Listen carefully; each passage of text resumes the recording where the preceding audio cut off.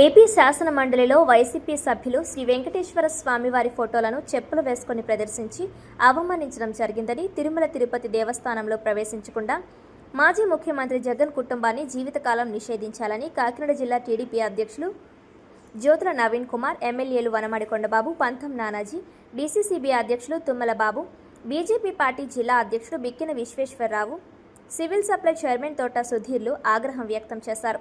శనివారం జిల్లా తెలుగుదేశం పార్టీ కార్యాలయంలో జరిగిన విలేకరుల సమావేశంలో వారు మాట్లాడారు. శాసనసభలో వెంకటేశ్వర స్వామిని అవమానించిన వారిని తిరుమలలో ప్రవేశం లేకుండా ఏడాది పాటు నిషేధించాలని డిమాండ్ చేశారు. ఆవు లేదు, పాలు లేవు, వెన్న లేదు, కానీ నెయ్యితో వైసీపీ ప్రభుత్వం కల్తీ లడ్డూలు తయారు చేయించడం జరిగిందని ఆరోపించారు. వైసీపీ నాయకులు మతాన్ని రాజకీయం చేస్తున్నారని ఆరోపించారు. ఈ విషయంలో వైసీపీ నేతలు క్షమాపణలు చెప్పాల్సిందేనని డిమాండ్ చేశారు.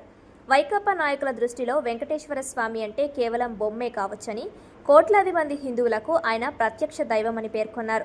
వైకాపా హయాంలో కల్తీ నెయ్యితో లడ్డూ ప్రసాదాలు చేసి ఘోర అపచారానికి ఒడగట్టారన్నారు. తిరుమలకు కల్తీ నెయ్యి సరఫరానే జరగలేదని, శాసనమండలి సాక్షిగా అబద్ధాలు చెప్పారని మండిపడ్డారు.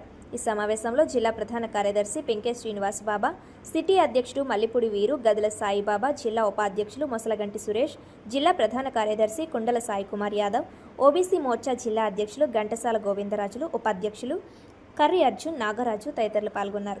మొదటిసారిగా వచ్చినందుకు అందరికీ కూడా స్వాగతం పలుకుతూ, మా కొండబాబు గారికి ప్రత్యేకమైన ధన్యవాదాలు తెలియజేసుకుంటూ, నేను ఫస్ట్ ప్రెస్ మీటే ఈ విధంగా పెట్టడం కొంచెం చాలా బాధాకరమైన విషయం. నిజంగా కూడా కల్తీ లడ్డు మీద, ఎందుకంటే వెంకటేశ్వర స్వామి అంటే మన రాష్ట్రమే కాదు, తెలుగు రాష్ట్రాలే కాదు, ప్రపంచం అంతా కూడా ఆయన దర్శనానికి తహతహలాడుతూ, ఎప్పుడు దర్శనం దొరుకుతుందా ఆ ఒక్క క్షణం 2 క్షణాల గురించి రోజుల తరబడి, సంవత్సరాల తరబడి వేచి ఉండే ప్రఖ్యాత గాయించిన దేవుడు వెంకటేశ్వర స్వామి. కొండ మీదకి వెళ్తే ఎంత ప్రశాంతత ఉంటుందో అది అనుభవించిన వాళ్ళకే తెలుస్తుంది. నిజంగా ఎవరు వెళ్ళిపోదామన్నా కూడా ఆయన కటాక్షం ఉండాలి. ఆయన దర్శనానికి అంత ప్రపంచాన్ని కాపాడే దేవుడు, నమ్మే దేవుడు వెంకటేశ్వర స్వామి అని చెప్పదు. అటువంటి కొండ మీద కల్తీ లడ్డూని తయారు చేసి నమ్మిన భక్తులందరికీ కూడా ప్రసాదాన్ని పంచారు అంటే ఎంత దుర్మార్గమైన పని. నేను రాజకీయాల జోలికి పోలేదు, దేవుణ్ణి రాజకీయాల్లో దలుచుకోలేదు, కానీ ఎంత దుర్మార్గమైన పని అది అంటే ఎవరో హర్షించదగ్గలేదు. అందరూ ఒప్పుకున్నారు దాంట్లో కల్తీ జరిగిందని. రిపోర్ట్స్ వచ్చాయి. నెయ్యే కాదది, కెమికల్స్ వాడారని రిపోర్ట్లో ఇవ్వడం జరిగింది. దొంగని పరిస్థితి మీరు స్టార్ట్ చేస్తూ ఉన్నారు. అంటే కొంచెం వెనక్కి వెళ్తే మనం ఆవు లేదు, పాలు లేదు, వెన్న లేదు, నెయ్యి వచ్చేసింది. ఇది జగన్మోహన్ రెడ్డికి ఒక్కడికే సాధ్యం. ఈ భూప్రపంచం మీద ఎవరు కూడా అటువంటి నెయ్యిని సృష్టించలేరు. ఆ విషయం దాచేసి కెమికల్స్లో కలిసిన రసాయనాలతో పాటు రసాయనాల్లో కలిసినటువంటి కొవ్వు పదార్థాలు గురించి మేము మాట్లాడేందుకు దానివల్ల మనోభావాలు దెబ్బతున్నాయంట. అంతే తప్ప ఇక్కడ ఆవు లేదు, పాలు లేదు, వెన్న లేదు, దాంతో నెయ్యి తయారైపోయిన నెయ్యి దేనితో, పామాయిల్ తోటి, అలాగే అదర్ 20% కెమికల్స్లో ఖచ్చితంగా జంతువుల యొక్క కొవ్వు ఉందని నిర్ధారణ చేయడం జరిగింది.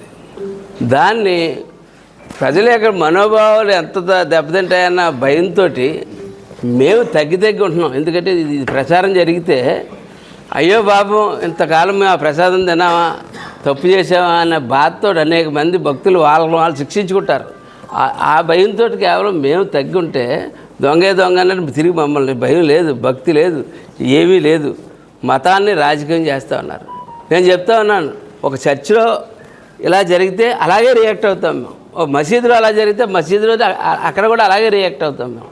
ఎందుకంటే ఒక్కొక్కరు నమ్ముకుంటారు ఒక దేవుడిని, ఆ భక్తితోటి ఉంటారు. ఆ భక్తితోటి ఉన్న వాళ్ళ యొక్క మనోభావాలు దెబ్బతీయకుండా ఉండడమే ప్రభుత్వం కానీ రాజకీయ నాయకులు కానీ చేయవలసింది. ఈరోజు మళ్ళీ ఇటువంటి సమావేశం పెట్టవలసి ఉంటుంది అనేది అనుకోలేదని చెప్పి మా నవీన్ చెప్పాడు. ఇప్పుడు నవీన్ బాధ్యతలు చేపట్టిన తర్వాత మొట్టమొదటి ప్రెస్ మీటు ఇలా పెడతానని అనుకోలేదు, ఈ విధంగా పెడతానని అనుకోలేదు. కానీ మంచి ప్రెస్ మీట్ పెట్టాడండి. ఎందుకంటే వెంకటేశ్వర స్వామి పవిత్రతను దెబ్బతీస్తున్నది కాపాడాలని పెట్టాడు. ఇది మంచిదేనని సందర్భంగా తెలియజేస్తున్నాం. అయితే ఈ రోజున మీ అందరికీ తెలుసు, గతంలో కూడా అనేక సందర్భాల్లో మాట్లాడుకున్నాం. తిరుపతి ప్రసాదం ఈరోజు కెమికల్స్తో తయారు చేస్తారనేసి రిపోర్ట్స్ ఇస్తే ఆ రిపోర్ట్ సబ్మిట్ చేసి అవన్నీ కూడా మీ ద్వారా ప్రజలకు తెలిసేలా కూడా చేయడం జరిగింది. వైసీపీ నేతలు ఇది కాదంటున్నారు. కాదంటే ఇది కరెక్ట్ కాదు, మీరు తప్పు చేశారని చెప్పి మీ ద్వారా ప్రజలకు చెప్పాం. మరోదిన మళ్ళీ కాదంటున్నారు వాళ్ళు. అయితే ఈరోజు దేవుడితో వైసీపీ నేతలు రాజకీయం చేస్తున్నారండి. రాజకీయం, వాళ్ళకి దేవుడు అంటే భయం లేదు, భక్తి లేదు. ఒక విధంగా చెప్పాలంటే ఈ ప్రసాదంలో ఇంత అవినీతి జరిగింది, ఇన్ని కోట్లు జరిగిందని చెప్పడం జరిగింది. అంటే జగన్మోహన్ రెడ్డికి ఇదేం కొత్త ఏం కాదండి. జనరల్గా జగన్మోహన్ రెడ్డికి ఇప్పుడు కొత్త ఏం కాదు. ఆయన ముఖ్యమంత్రి కాకుండానే అవినీతి చేశాడు. ముఖ్యమంత్రి కాకుండానే అవినీతి చేశాడు. ముఖ్యమంత్రి కాకుండా అవినీతి చేసి జైలుకి వెళ్ళాడు.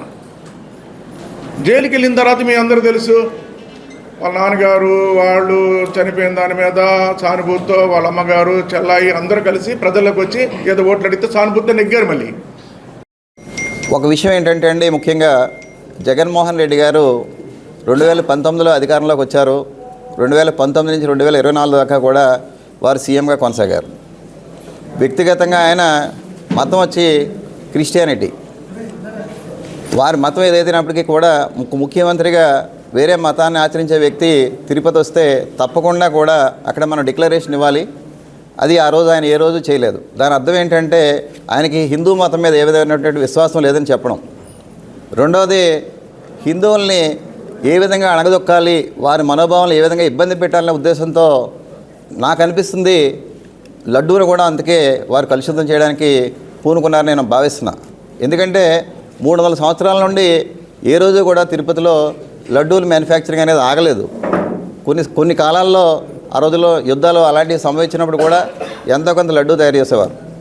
కానీ జగన్మోహన్ రెడ్డి గారి కాలంలో ఆ 5 సంవత్సరాలు కూడా లడ్డూ అనేది కాకుండా అన్ని రకాలైనటువంటి మలినమైనటువంటి పదార్థాలు అందులో కలిపి హిందువుల యొక్క, ప్రపంచంలోని అందరి హిందువుల యొక్క మనోభావాలు దెబ్బతీసే విధంగా ఆయన చాలా దారుణంగా ప్రవర్తించారని చెప్పేసి భావించాల్సిన పరిస్థితి. దాంట్లో అంత సీక్రెట్ లడ్డూస్గా మనం అందరం భావించి ఇంట్లో ఆ లడ్డూను కూడా చాలా చాలా శుభ్రంగా మనం మంచి ప్లేస్లో భగవంతుడు సన్నిధిలో పెట్టుకుని తింటాం, ఆరగిస్తాం.